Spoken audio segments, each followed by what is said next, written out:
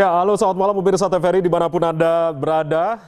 DPR RI melalui sidang paripurna hari ini menyetujui Jenderal TNI Andika Perkasa sebagai Panglima TNI menggantikan Marsikal TNI Hadi Cahyanto yang akan segera memasuki masa pensiun. Nah, sebelumnya Komisi 1 DPR RI telah mengadakan uji kelayakan dan kepatutan atau fit and proper test dan verifikasi faktual dengan bersilaturahmi secara langsung ke kediaman Jenderal Andika Perkasa.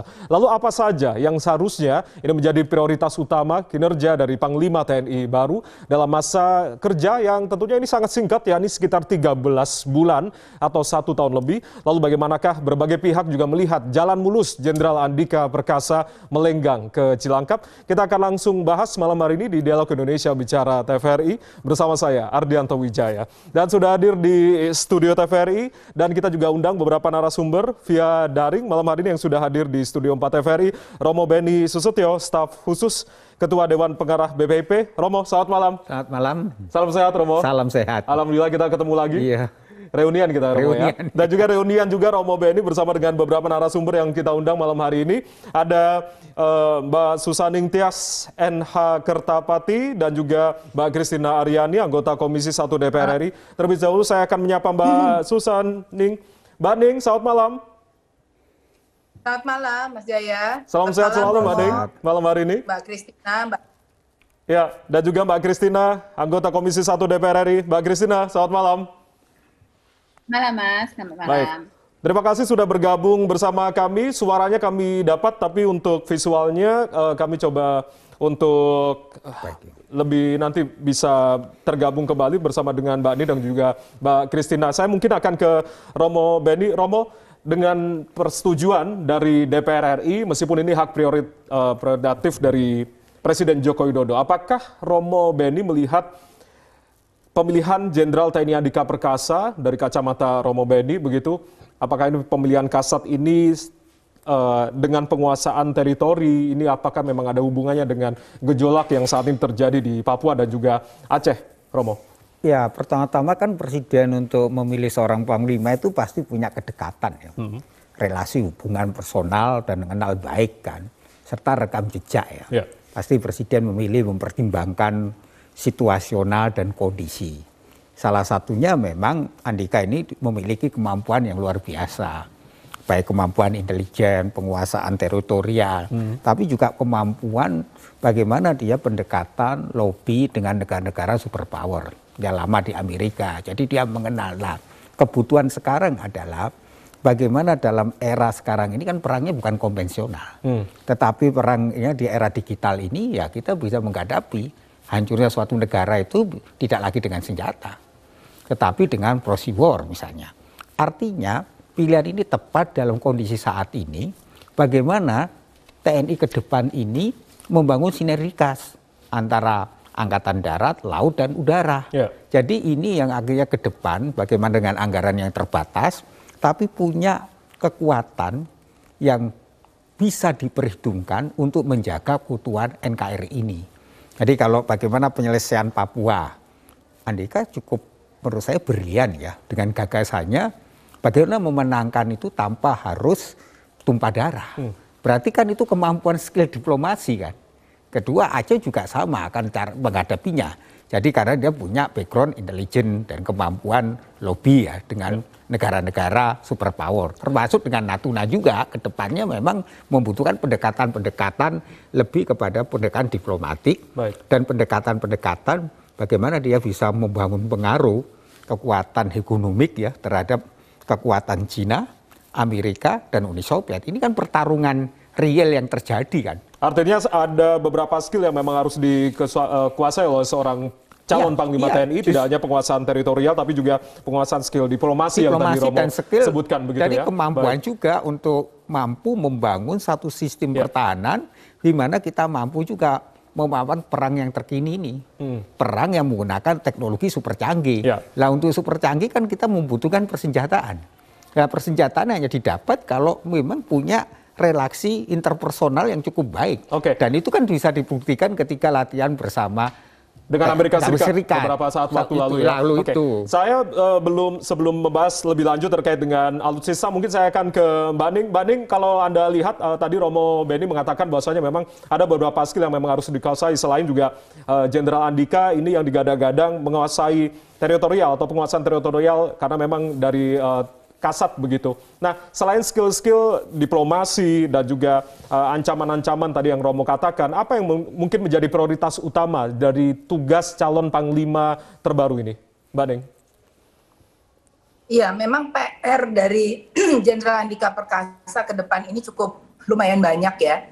Seperti kemarin juga beliau menyatakan bahwa akan memperbaiki hubungan antar lembaga, yaitu mungkin yang dimaksud adalah bagaimana Mabes TNI juga dengan Kementerian Pertahanan dan juga yang lain-lain ya, utamanya juga dengan DPR ya. Beliau ini kan, ini di sini ada Mbak Kristina, kita bisa lihat bagaimana beliau memiliki kemampuan diplomasi yang baik ya, sehingga juga dengan DPR juga hubungannya juga baik ya. Ini kemampuan-kemampuan yang lain sudah kita lihat, juga beliau adalah seorang yang humanis ya. Beberapa program seperti COVID-19 dengan menemukan obat, bagaimana caranya bekerja sama dengan BIN dan industri obat, lalu kemudian juga bagaimana menghapus tes keperawanan itu kan membutuhkan satu keberanian juga.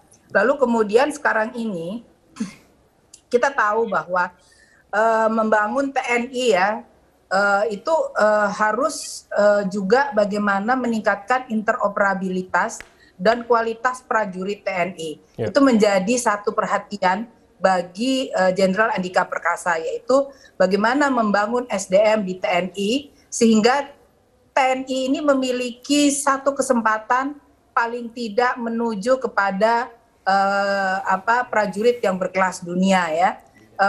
Kita ini kan harus melihat bahwa jangan hanya dilihat usia menyebabkan beliau hanya memegang jabatan sebagai Panglima TNI itu hanya 1 tahun sekian bulan gitu. Tetapi kan lihat kemampuannya. Kalau itu panjang tapi tidak berprestasi juga nggak ada artinya gitu. Misalnya seorang Panglima TNI berpanjang-panjang jadi Panglima TNI tanpa ada prestasi kan juga untuk apa gitu ya. Ini kan walaupun singkat tetapi bisa memberikan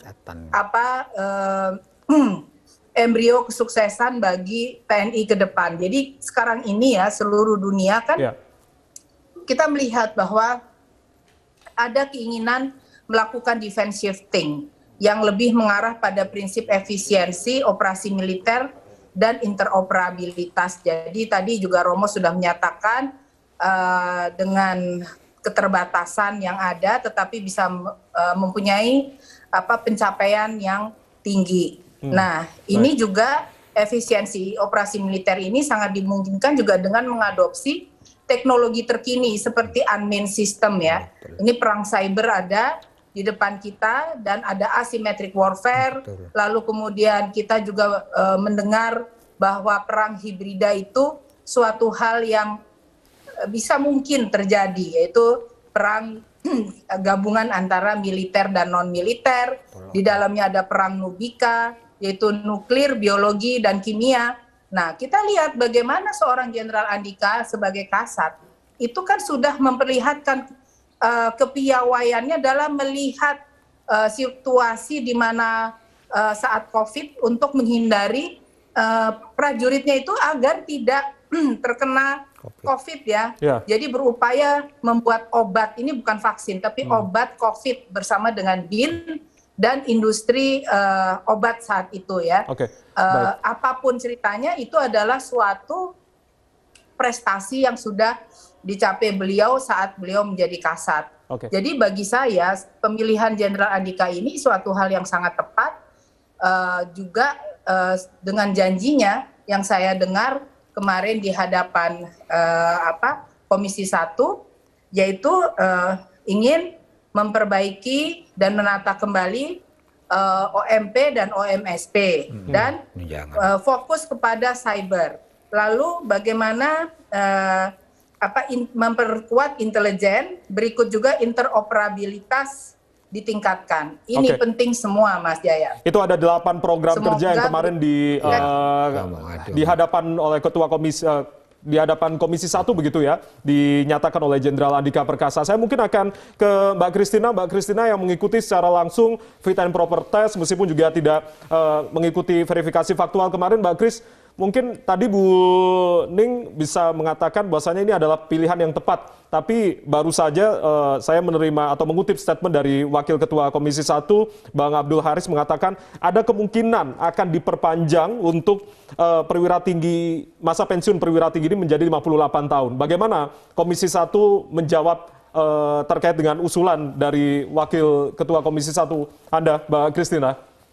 Kemungkinan itu apakah memang bisa terjadi? Nah, ini saya baru dengar dari Mas nih, terus terang ya. Tapi memang yang kami lihat selama ini terkait dengan umur ya, banyak juga ini terjadi di perwira tinggi kami. 58 ini memang rasa-rasanya sudah tidak menjadi acuan yang tepat lagi. Karena banyak yang kami lihat perwira justru malah matang ya, sudah matang jelas dan siap untuk bertugas. Ini mungkin kan dikonsepsikan undang-undangnya pada waktu itu. Tentunya dengan perkembangan zaman dan dinamika ini bisa saja direvisi. Hal ini kan juga terjadi pada usia hakim Mahkamah Konstitusi misalnya.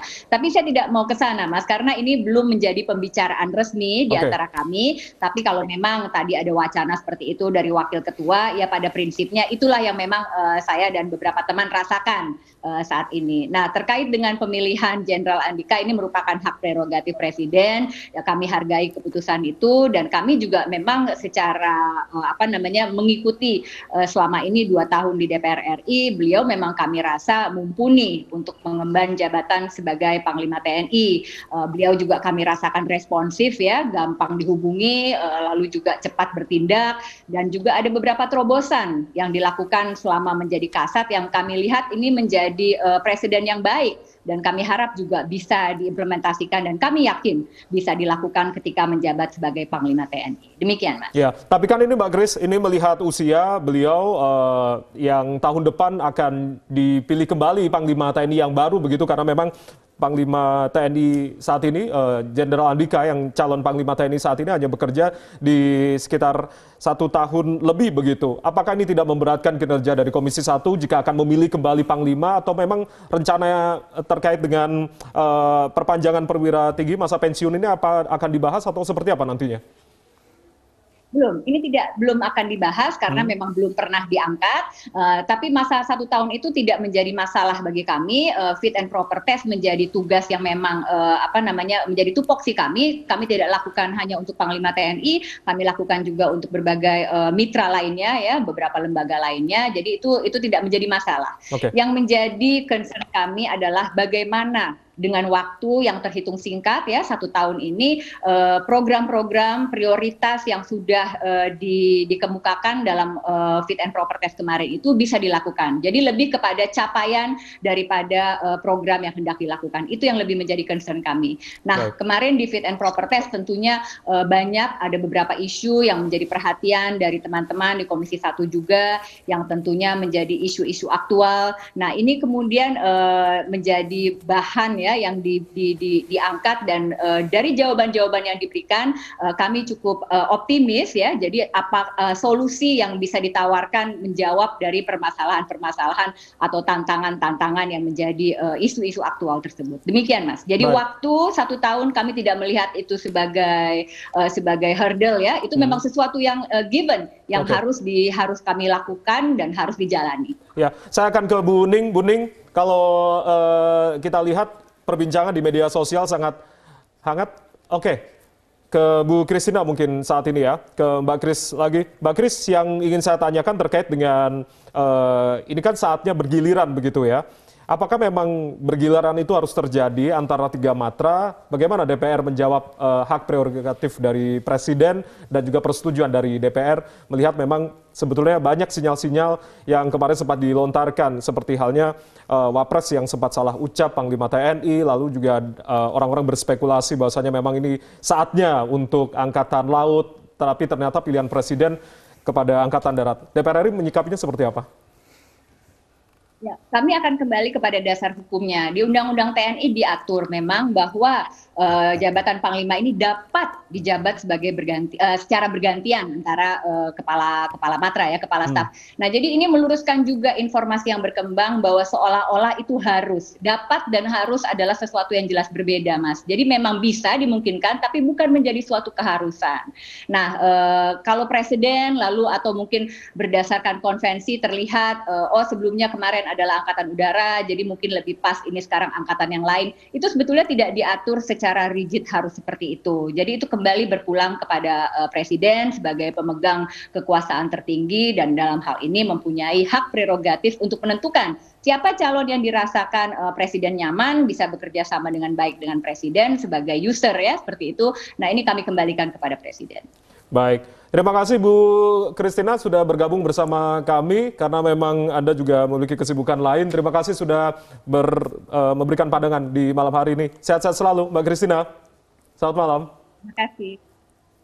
Baik, dan juga Bu Nuning. Terima kasih Bu Nuning sudah bergabung bersama kami di Dialog Indonesia Bicara TVRI malam hari ini. Baik, kita masih akan berbincang bersama dengan Romo Beni dan nanti juga akan tergabung bersama kami Bu Dani dari Deputi 5 Kantor Staf Presiden membahas terkait dengan terpilihnya Jenderal Andika Perkasa sebagai calon Panglima TNI yang sudah disetujui oleh DPR RI. Usai jeda berikut ini kami kembali.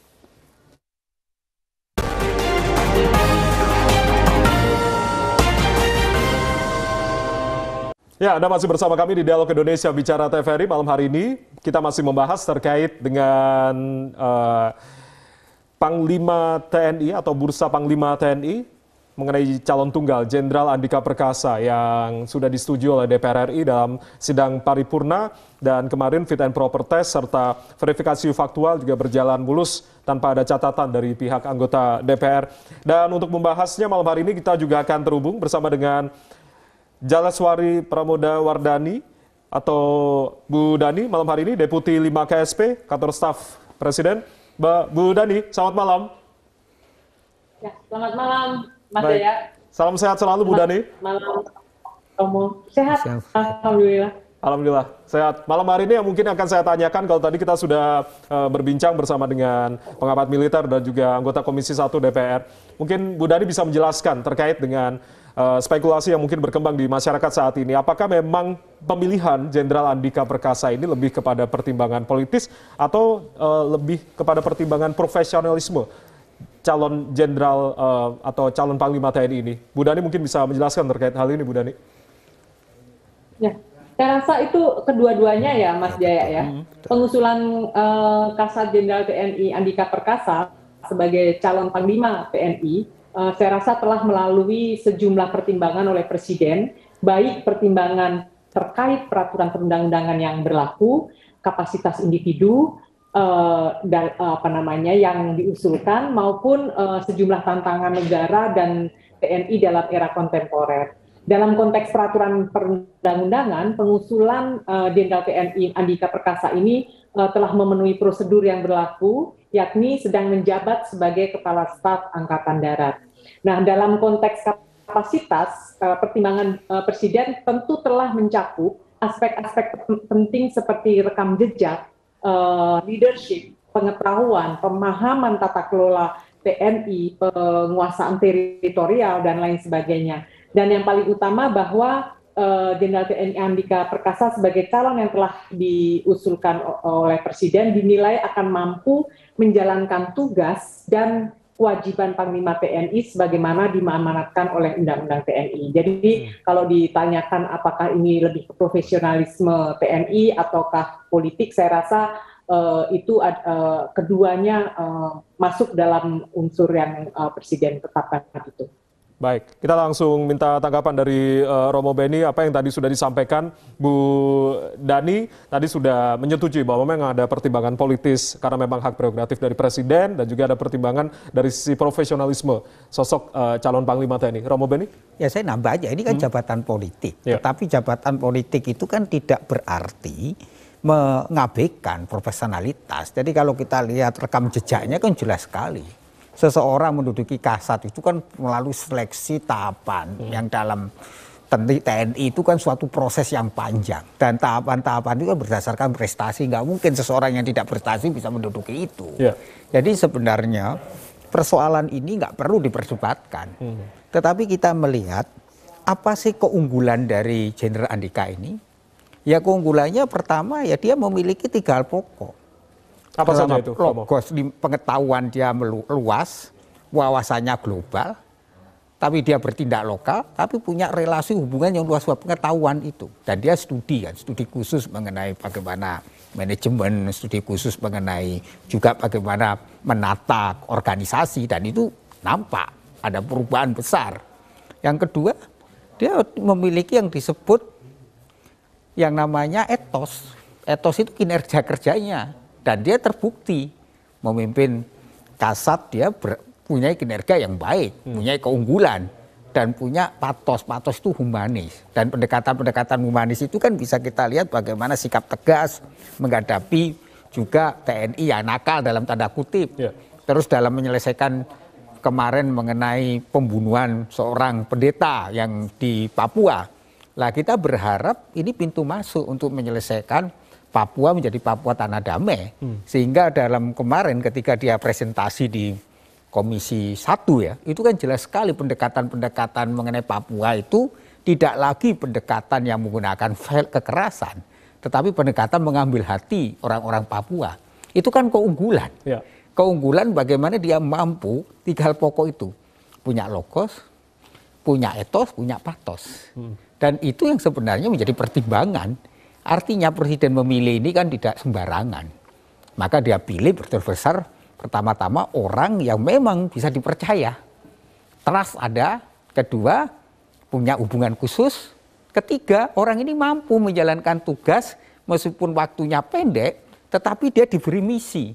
Lah misi-misi ini yang dijalankan oleh Jenderal Andika untuk apa? Menyiapkan TNI ke depannya yang memang sesuai dengan konteks zamannya. Oke, kalau tadi apa yang dikatakan Romo Beni mempertimbangkan tiga keutamaan atau 3 skill tadi yang dimiliki oleh Jenderal Andika. Bu Dhani, kalau melihat berbagai pertimbangan, apakah memang hanya humanis dan juga beberapa skill lain yang dimiliki Jenderal Andika ini saja yang menjadi pertimbangan Presiden? Apakah memang Presiden juga mempertimbangkan terkait dengan giliran 3 matra yang saat ini menjadi sorotan? Jawaban dari KSP seperti apa, Bu Dhani? Ya, saya rasa di Undang-Undang 34 Undang-Undang TNI itu kan jelas ya bahwa selalu kita berasumsi bahwa ini adalah giliran. Sebetulnya yang paling bisa kita lihat di sini adalah pemilihan Panglima TNI ini kan hak prerogatif Presiden ya. Jadi giliran itu sebetulnya tidak ada, jatah-jatahan itu tidak ada. Jadi sebetulnya Presiden salah satu memilih Jenderal Andika adalah itu tidak lain ya 2 hal itu tadi, secara profesionalisme TNI dan kemudian secara politik itu bukan jangan dilihat sebagai politik taktis, tetapi bagaimana dinamika perkembangan politik dunia hari ini, nasional hari ini dan lain-lain itu perlu untuk direspon secara terukur gitu. Dan saya rasa Jenderal TNI Andika ini dengan rekam jejak yang ada dianggap memenuhi prosedur yang telah ditetapkan itu. Dan kemudian selain perdebatan kita bahwa apakah mampu dalam waktu yang demikian pendek 13 bulan atau 400 hari ini Jenderal Andika akan berhasil menunaikan tugasnya, saya rasa 8 poin yang disampaikan oleh Jenderal Andika dalam kapasitasnya sebagai Panglima TNI itu juga perlu untuk diapresiasi dalam artian satu dari sisi profesionalisme TNI, saya rasa seperti yang disampaikan di Komisi 1 DPR, Jenderal Andika melihat bahwa di antara undang-undang yang ada yang mengatur irisan tugas-tugas pokok TNI dengan kementerian lembaga lainnya, Jenderal Andika berkeinginan untuk bagaimana komitmen beliau untuk meletakkan TNI tidak mengambil tugas-tugas yang sebetulnya diamanatkan kepada kementerian lembaga lain. Sebetulnya ini apa namanya, dengan adanya upaya untuk melakukan perubahan atau melakukan revisi terhadap regulasi-regulasi yang lebih meletakkan tugas pokok TNI itu. Baik. Nah, kita tahu di sana kan ada undang soal kebencanaan, soal macam-macam itu. Jadi pengaturan terhadap tugas-tugas pokok TNI itu menjadi salah satu yang concern Jenderal Andika dalam konteks profesionalisme TNI. Baik. Demikian pula Jenderal Andika melihat bahwa perang hari ini adalah perang teknologi cyber. Dan kita tahu bahwa selama 5 tahun terakhir ini kita memiliki 2 satuan cyber di TNI, yaitu Satuan Cyber TNI tahun 2016 kalau nggak salah itu, dan kemudian tahun 2020 itu Angkatan Darat memiliki Pusat Sandi dan Cyber AD. Jadi saya melihat bahwa Jenderal Andika juga concern terhadap bagaimana teknologi menjadi landasan utama dalam pemenuhan tugas-tugas atau amanat yang seperti yang tercantum dalam undang-undang atau regulasi lainnya. Jadi teknologi cyber menjadi salah satu perhatian Jenderal Andika dalam melihat konteks perang hari ini. Baik. Itu tadi tantangan-tantangan yang Bu Dhani sempat katakan yang harus memang dihadapi oleh Panglima TNI baru ini. Nah, sebagai Panglima, ya ini tentunya posisi yang strategis karena memimpin sekitar 800.000 tentara yang ada di seluruh tanah air. Bu Dhani, kecakapan apa yang tentunya harus dimiliki oleh Panglima baru ini meskipun waktunya cukup singkat, Anda tadi katakan begitu. Karena memang kecakapan ini yang tentu diperlukan oleh dunia, apa saja yang harus dimiliki oleh seorang Panglima atau jabatan strategis tertinggi di TNI ini. Selain tadi Romo Beni mengatakan bahwasanya memang ada skill diplomasi ataupun juga pemahaman atau penguasaan teritorial yang memang sudah dimiliki oleh Jenderal Andika Perkasa karena memang berasal dari Kasat, begitu, Bu Dhani? Ya, saya rasa dari pilihan 8 poin yang menjadi fokus Jenderal Andika seperti penguatan pelaksanaan tugas TNI berdasarkan Undang-Undang TNI, kemudian penguatan keamanan di setiap titik-titik perbatasan, baik itu laut, udara, darat, peningkatan kesiagaan seluruh prajurit militer, peningkatan operasional keamanan cyber, peningkatan sinergitas intelijen terutama di wilayah konflik, kemudian juga pemantapan interoperabilitas trimatra terpadu dalam operasi TNI, penguatan integrasi penataan organisasi TNI, dan reaktualisasi peran diplomasi militer sesuai kebijakan luar negeri kita. Itu sebetulnya pilihan-pilihan yang dianggap sangat realistik untuk bisa diselesaikan 400 hari ke depan atau 13 bulan ke depan. Karena saya yakin Jenderal Andika pasti memiliki timeline atau skala prioritas dalam mengejawantahkan hal-hal yang dianggap penting dalam 8 poin fokus ini. Dan kemudian kalau kita ketahui bersama, Jenderal Andika memiliki jargon tentang TNI adalah kita. Sebetulnya dengan TNI adalah kita, itu adalah salah satu hal yang menjadi salah satu perhatian Jenderal Andika bahwa sinergitas, interoperabilitas trimatra terpadu dan lain-lain itu menjadi sesuatu kekuatan yang diperlukan untuk cepat tanggap menghadapi potensi ancaman ke depannya. Jadi sinergitas trimatra terpadu itu menjadi sesuatu yang penting, terutama kalau kita melihat bagaimana konflik-konflik di wilayah perbatasan seperti di Laut Natuna Utara maupun di perairan Sulu itu membutuhkan misalnya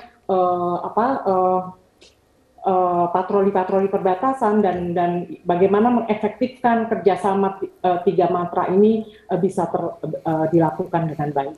Oke, tadi Bu Dhani mengatakan solidaritas, sinergitas antara 3 matra ini yang tadi ditekankan beberapa kali, Romo. Ada komentarnya terkait dengan apa yang dinyatakan oleh Bu Dhani? Ya, memang itu yang menjadi kebutuhan TNI.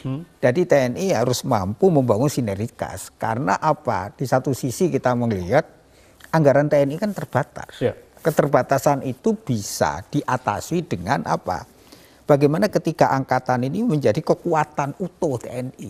Nah, ini yang sebenarnya kemampuan seorang leadership.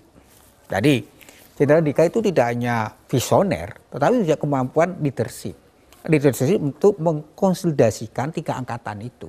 Sehingga kalau kita menghadapi era perang sekarang modern ini kan perang yang menggunakan teknologi, dalam menggunakan kecepatan, tapi bagaimana juga mengantisipasinya ini. Lah, bagaimana membangun konsolidasi, tetapi perang ke depan ini, bagaimana kita juga membangun kekuatan yang disebut kemampuan kita meyakinkan, membangun suatu diplomasi, sehingga kekuatan negara-negara superpower itu juga membutuhkan kita. Lah, kemampuan Jenderal Andika terbukti kemarin, bagaimana dia mencoba membangun satu kesadaran dengan kita bahwa kerjasama TNI dengan Amerika itu kan prajuritnya lumayan banyak loh itu. Itu perang yang terbesar, latihan perang ya. Itu kan memberi simbolik ya, dalam teori simbolik bahwa kita punya loh hubungan yang dengan Amerika Serikat menjadi satu kekuatan. Tetapi kan juga bisa dia bangun bagaimana membangun Bonaparte berhubungan dengan China, berhubungan dengan Uni Soviet. Jadi dia juga mampu membangun diplomasi karena politik kita bebas aktif, tapi politik bebas aktif itu juga harus punya yang namanya kekuatan untuk membangun perimbangan. Lah ini yang sebenarnya dibutuhkan. Jadi kita ini kan gadis cantik ya, yang dilamar banyak hal. Karena kepentingan Indonesia ini kan strategis. Sehingga saya melihat nanti misalnya Laut Natuna ini kan pertarungan antara Cina, Amerika, dan kepentingan koalisinya Amerika, dan kepentingan juga Cina. Maka kalau Jenderal Andika ini akan mampu membangun counter hegemonik dengan cara apa? Membangun diplomasi perimbangan ini. Lah ini yang sebenarnya visioner betul. Jadi saya lihat dia mampu kok menjalankan tugasnya, karena dia studi khusus mengenai manajemen.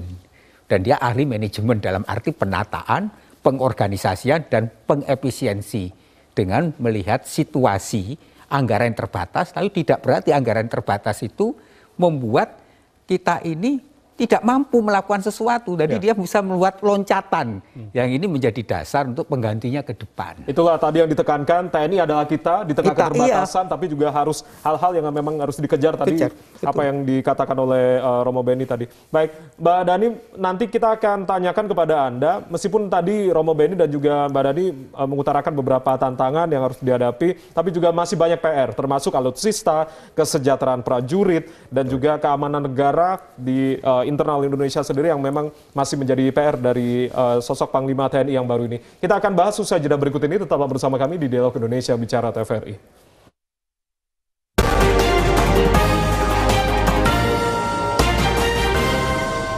Kita masih di Dialog Indonesia Bicara TVRI, masih membahas terkait dengan disetujunya Jenderal Andika Perkasa sebagai calon Panglima TNI. Biasa kalau sudah disetujui di paripurna, 1, 2, atau 3 hari ini akan dilantik secara langsung oleh Presiden. Mungkin Mbak Dhani bisa menjawab hal ini, kira-kira kemungkinan kapan ini, Bu Dhani, terkait dengan pelantikan dari Jenderal Andika Perkasa. Biasa kan 1-2 hari setelah dibahas di sidang paripurna akan ada sinyal-sinyal dari istana untuk membahas pelantikan, Bu Dhani. Ya. Nanti pasti undangan pelantikan pasti ada, Mas. Tapi kapannya kita tunggu saja. Baik, saya akan membahas terkait dengan tadi yang saya katakan bahwasanya memang ternyata masih banyak PR ya untuk calon Panglima TNI yang baru ini. Ada alutsista, kesejahteraan prajurit, tadi soliditas dari 3 matra yang tentunya ini harus tetap terjaga, dan juga keamanan negara, dalam ini keamanan Indonesia sendiri begitu. Bu Dhani melihat beberapa PR ini tadi, apa yang mungkin harus menjadi prioritas utama di masa kerja 1 tahun lebih ini? Ya, saya rasa masa jabatan singkat mungkin tidak bisa juga untuk menjadikan tolok ukur kesuksesan dari kepemimpinan seseorang. Dan kaitannya dengan Jenderal Andika, saya rasa bahwa justru dalam waktu kurun yang singkat itu menjadi peluang untuk melaksanakan langkah-langkah strategi secara efektif. Memang betul bahwa banyak sekali pekerjaan rumah yang menunggu Jenderal Andika. Tapi saya rasa salah satunya, kalau boleh saya memberikan contoh, adalah soal penanganan baik di tingkat nasional maupun internasional. Persoalan-persoalan dengan kontestasi kekuatan hegemonik yang ada di Indo-Pasifik misalnya, entah itu perebutan sumber daya, alam dan lain-lain, itu pasti ada. Tetapi jangan lupa juga bahwa di tingkat nasional seperti keamanan Papua maupun terorisme di Poso itu juga menjadi salah satu yang akan ditangani oleh Jenderal Andika.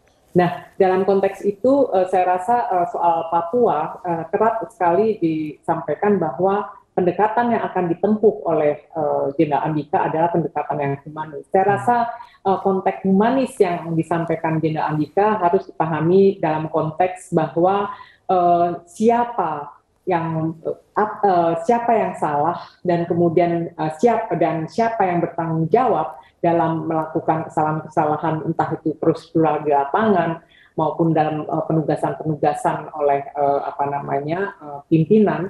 Saya rasa itu harus dimaknai bahwa Jenderal Andika lebih mengedepankan proses hukum yang ada. Kalau kita masih mengingat tentang tim TGPF yang dibentuk oleh Menko Polhukam, kebetulan saya juga ada di sana waktu itu, kita tahu bahwa ketika kita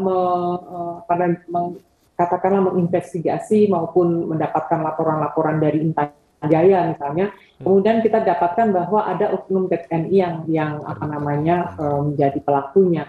Dan tanpa segan waktu itu Jenderal Andika dan Panglima TNI juga langsung memproses secara hukum gitu. Jadi siapa yang bersalah ya harus bertanggung jawab. Nah, kita mungkin bisa berlega hati dalam hal ini karena urusan Papua hari ini saya rasa ini selain urusan kesejahteraan juga urusan keamanan. Nah, urusan keamanan inilah yang kita berharap banyak bahwa itu akan diselesaikan dengan sebaik-baiknya oleh Jenderal Andika.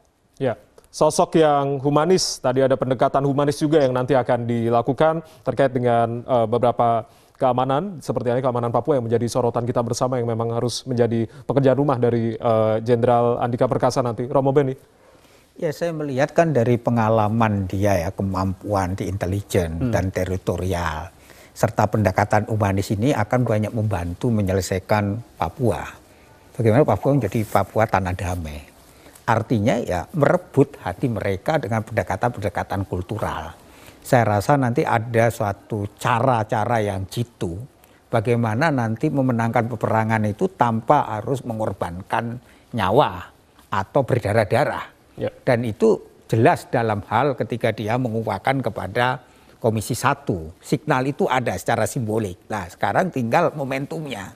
Lah momentum ini bisa dilakukan misalnya bulan Desember ini kan, Natal kan. Karena dalam Natal pasti ada momentum di mana suasana damai itu akan tercipta. Lah kita berharap suasana ini bisa dijadikan momentum untuk bagaimana merebut kembali anak-anak bangsa dengan mencari akar masalahnya. Apa yang dikatakan Mbak Dhani itu kan kasus misalnya terbunuhnya pendeta.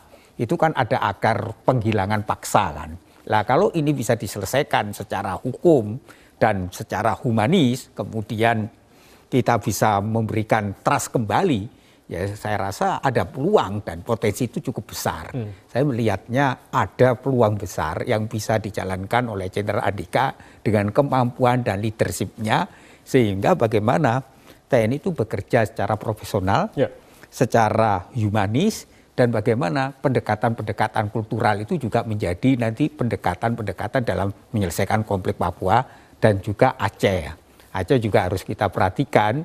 Di luar itu juga yang berkatakan Mbak Dhani juga benar. Ekonomi, tentang perebutan sumber daya alam ini juga masalah. Karena di Laut Natuna itu kan kaya raya dengan sumber daya alamnya. Lah bagaimana penguasaan teritorial tapi juga dikombinasi dengan kemampuan diplomasi serta kemampuan kita untuk lebih menggunakan juga teknologi-teknologi canggih yang sebenarnya bisa dikonsiderasi dengan ketiga angkatan ini. Nah ini ke depan memang kita menghadapi era yang baru sekali, yaitu bagaimana perang digital juga menjadi sangat penting, cyber misalnya. Tapi juga kita juga mengantisipasi perang menggunakan virus. Ini kan juga harus diantisipasi.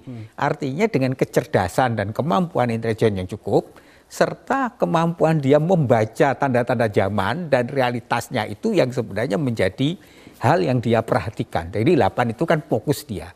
Karena dia sadar keterbatasan waktu, tapi 8 itu meletakkan dasar-dasar bagaimana kita menghadapi perubahan era digital ini dan perubahan situasi global ini. Sehingga dia sudah mengantisipasi. Tinggal nanti kalau toh penggantinya sudah melanjutkan tugas-tugas yang belum selesai, tinggal dilanjutkan. Jadi dia meletakkan dasar. Bagaimana Romo Beni menilai komitmen dari Jenderal Andika Perkasa sebagai calon Panglima TNI terkait dengan ketahanan ideologi Pancasila yang tentunya di tengah berbagai banyak ancaman hoax, intoleransi, dan juga beberapa ancaman-ancaman lain?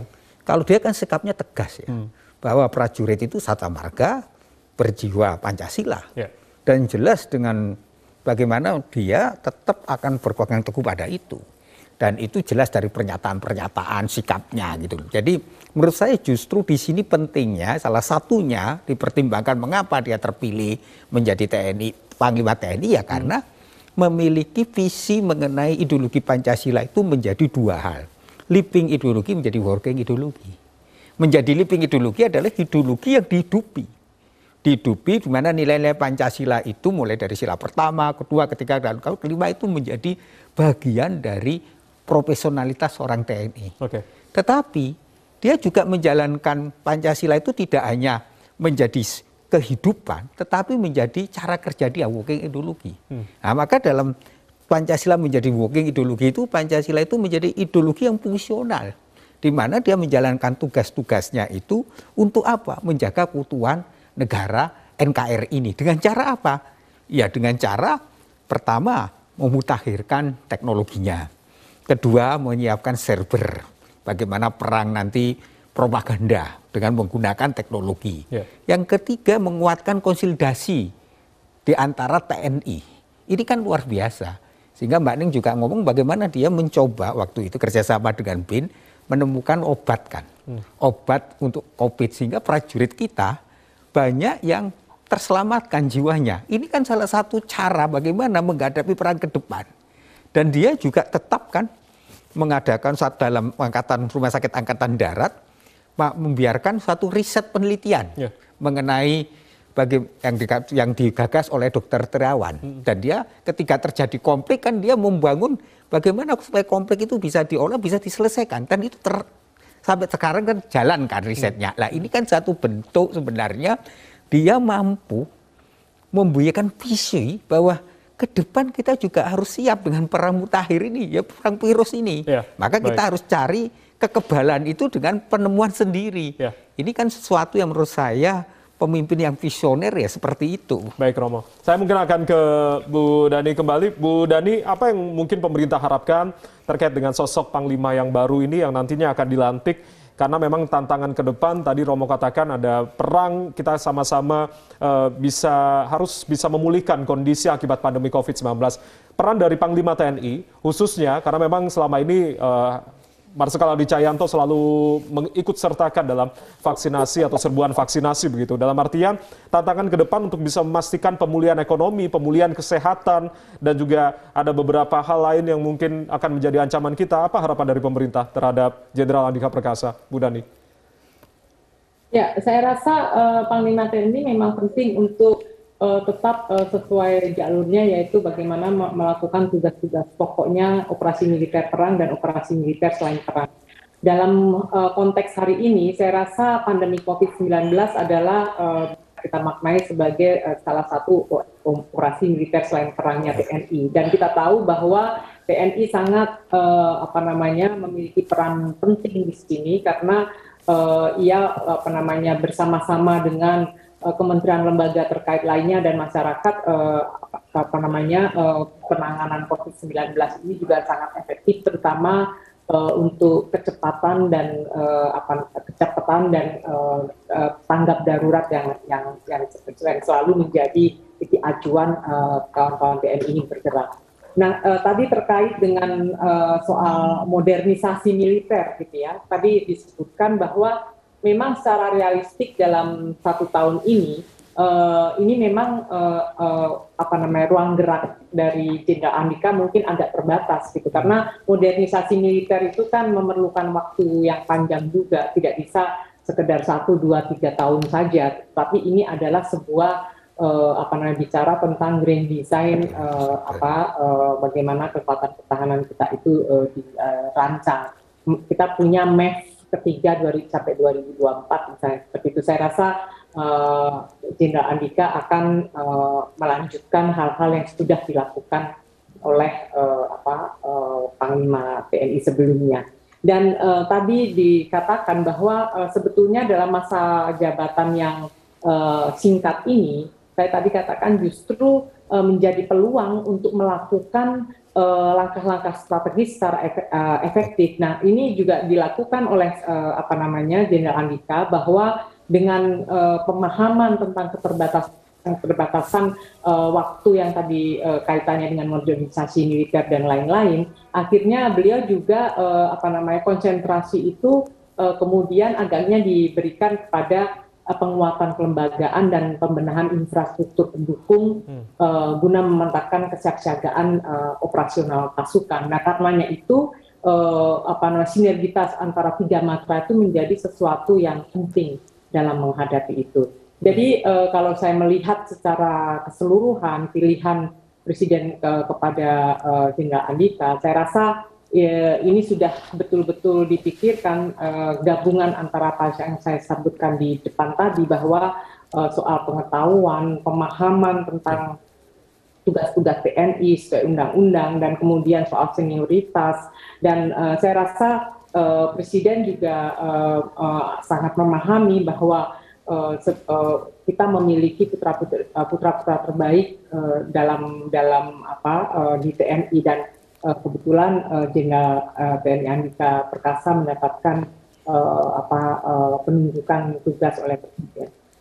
Baik, harapan besar saat ini ada di pundak Jenderal Andika Perkasa, dan kita harapkan tentunya ini TNI akan lebih tangguh, lebih profesional, dan juga tentunya suci dari politik praktis. Itu harapan kita bersama, dan kita nantikan kinerja dari Jenderal Andika Perkasa. Bu Dhani, terima kasih sudah bergabung bersama kami. Sehat-sehat selalu Bu Dhani, salam untuk keluarga Bu Dhani.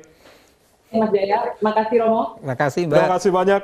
Selamat istirahat Bu Dhani. Romo juga terima kasih sudah bergabung bersama kami di Dialog Indonesia Bicara TVRI. Sehat-sehat selalu Romo. Salam untuk keluarga. Terima kasih, dan saudara, demikianlah Dialog Indonesia Bicara TVRI kali ini. Saya Ardianto Wijaya, mewakili kerabat kerja bertugas, mengucapkan terima kasih atas perhatian Anda. Tetap saksikan TVRI, media pemersatu bangsa. Selamat malam. Sampai jumpa.